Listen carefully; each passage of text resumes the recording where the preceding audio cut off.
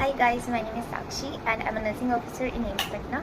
So this video is related to NORCET and we are going to discuss the most important topic which is asked every time in a NORCET exam, that is ECG. So without wasting any further time, we will just move to the topic.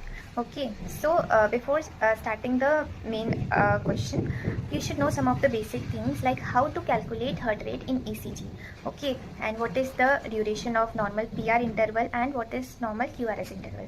Okay, so for finding heart rate, you just have finding heart rate हमें क्या करना है, you have to do 1500 divided by number of small boxes between two RR interval. Okay, या फिर आप 300 divided by number of large boxes between two RR interval. So like this you have to find heart rate. Okay, and interval की हम बात करें तो बहुत ज़्यादा डीप में नहीं जाएंगे, बस दो इंटरवल जान लो कि नॉर्मल जो हमारा QRS इंटरवल है वो हमारा होता है 0.04 से लेके 0.1 सेकेंड तक. ठीक है, सो आप एक ही मान लो 0.1 सेकेंड. उसके बाद हमारा जो PR इंटरवल है दैट इज 0.2 सेकेंड, एक ही मान लो. ठीक है, PR interval is 0.2 second and QRS is 0.1 second. Okay, so interval भी हो गया. Now we are moving to the abnormalities. Okay, तो सबसे पहले normal sinus rhythm. As I have already told कि नॉर्मल साइनस रिदम में हम हार्ट रेट कैसे फाइंड करते हैं. Normal heart rate is 60 to 100 beats per minute. Okay, and normal PR interval is 0.12 से लेके 0.2 second and QRS interval is 0.04 to 0.1 second. Okay, so this sinus rhythm. Okay, now we are moving to sinus bradycardia. Okay, so number 1 is sinus bradycardia. तो sinus bradycardia में क्या होता है, जो हमारा PR interval and QR interval is normal. जो मैंने बोला कि PR इंटरवल जो है हमारा that is 0.2 second and QRS is 0.1 second. Okay, वो नॉर्मल है, बट जो हार्ट रेट है that is less than 60. And how to find the heart rate, that is clear. So heart rate is less than 60 and PR and QRS interval is normal. Okay, so this is sinus bradycardia. Now we are moving to sinus tachycardia. So this is also very simple. PR and QRS interval is within their normal ranges, but heart rate is more than 100 beats per minute. So sinus tachycardia also done. Okay, so number third one is atrial fibrillation. Okay, so atrial fibrillation में क्या है, जो हमारा atria है वो depolarize करता है totally disorganize manner में at a rate of 350 to 600 beats per minute और there is no definite P wave. ठीक है, you can see QRS but before that there is no definite P wave. इतना ज़्यादा disorganise manner में वो contract करता है कि it can not pump blood forward and there is a risk of formation of thrombus. So we have to give anticoagulant to the patient in management. Okay, so this is about atrial fibrillation. So next one is atrial flutter. Okay, so under atrial flutter same condition is there but it is less severe than fibrillation. जैसे आप fibrillation और flutter में हमेशा confuse हो जाते होंगे. So what is the difference, आप flutter में you can see saw tooth appearance, this tooth appearance you can see, और जो pattern है fibrillation में वो बिल्कुल मतलब एबनॉर्मल है और बहुत सारे waves you can appreciate before QRS complex. But atrial flutter you can see 3-4. So it is a major मतलब differentiating factor between fibrillation and Flutter.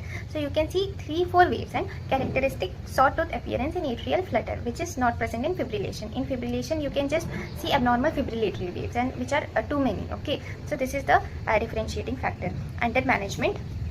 Under management, as I have already told, you have to give anticoagulant, you can start oxygen and antihistaminic medication and cardioversion can be given. Okay, so atrial flutter is also done.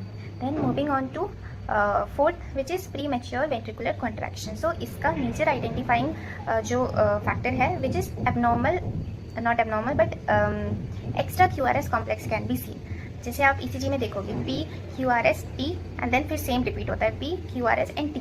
सो इसमें क्या होता है, premature ventricular contraction में हमारा T खत्म हो, P QRS T खत्म हुआ और उसके बाद P wave new P wave आता ही नहीं है, उससे पहले ही हमारा QRS कॉम्प्लेक्स आ जाता है. सो प्रीमैच्योर वेंट्रिकुलर कॉन्ट्रैक्शन में इट कैन बी पॉजिटिव और इट कैन बी नेगेटिव. सो जो QRS है वो पॉजिटिव में भी हो सकता है, नेगेटिव वे में भी हो सकता है. So this is the identifying factor of premature ventricular contraction. ठीक है, इसके मैनेजमेंट में you have to identify the precipitating factor, you have to see the major electrolyte imbalances, mainly potassium, and then you have to look for hypoxemia. अगर hypoxemia है तो you have to administer oxygen.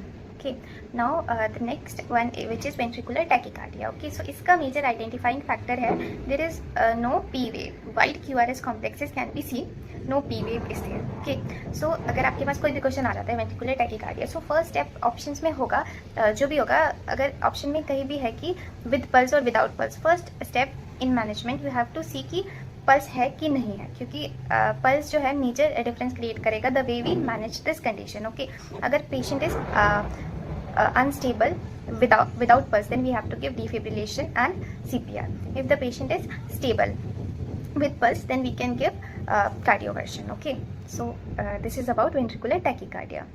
Now we are moving on to ventricular fibrillation. So same as in atrial fibrillation, abnormal fibrillatory waves can be seen, which are just ventricular waves. Ventricular waves मतलब QRS complex, and no P wave can be appreciated here. Okay, जैसे ventricular हमारा tachycardia था, जो हमारे waves थे they were very prominent. Here the waves are not prominent and they are just wavy and zigzag pattern में होते हैं. So under management of ventricular fibrillation, the client usually lack pulse, respiration, BP and is unconscious. So under management we just have to give defibrillation and CPR. So defibrillation में क्या है, defibrillator जो है usually दो तरीके का होता है, एक होता है हमारा AED और एक होता है हमारा मैनुअल डिफिब. So AED जो होता है वो लेमैन भी यूज़ कर सकता है, उसमें डायरेक्शंस टू यूज़ सब कुछ लिखा होता है. एंड जो हमारा मैनुअल है, जो यूजुअली हम हॉस्पिटल में देखते हैं, बड़े साइज़ का होता है, ठीक है, सो वो होता है हमारा डिफिब. सो इमेज बेस्ड क्वेश्चन में हमारा ये भी आ सकता है कि ये क्या है, AED या फिर डिफिब. सो एक बार आपको इमेज भी देखना है. देन एनर्जी, अगर मोनोफेजिक डिफिब है और बाइफेजिक डिफिब है, सो बाइफेजिक डिफिब में जो एनर्जी होती है 120 to 200 जूल की होती है, एंड मोनोफेजिक में हमारे 360 जूल की एनर्जी होती है. We have to check the entire length of the patient 3 times and then only after that we have to deliver the energy. Okay,